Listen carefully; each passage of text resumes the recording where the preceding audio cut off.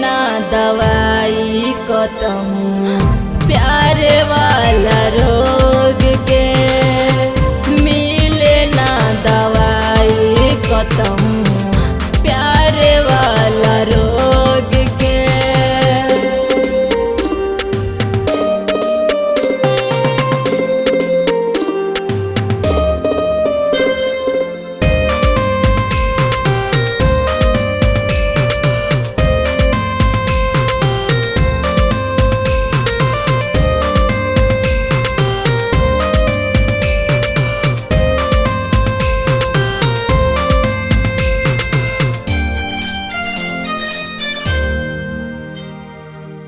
जख्म देके अपना लोग पराया हो जाला, मिले न साथ केकरो सब अपने में खो जाला।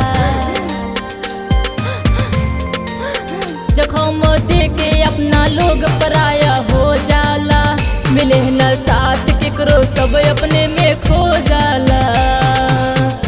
कैसे के भुलाई हम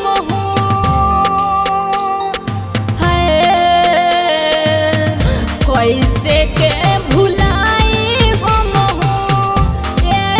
सन जोग के, मिले ना दवाई कतहूँ प्यार वाला रोग के, मिले ना दवाई कतहूँ प्यार वाला रोग के।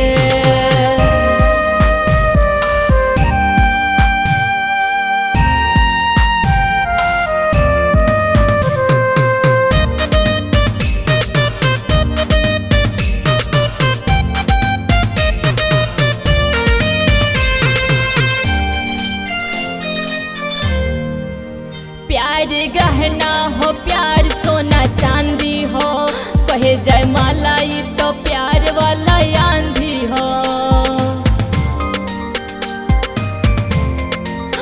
प्यार गहना हो, प्यार सोना चांदी हो, कहे प्रकाश ई तो प्यार वाला आंधी हो।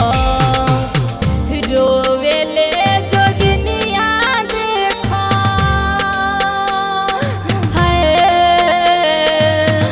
रोवेले जोगिनिया देखो, दुखवाई भोग के, मिले ना दवाई कतहूँ प्यार वाला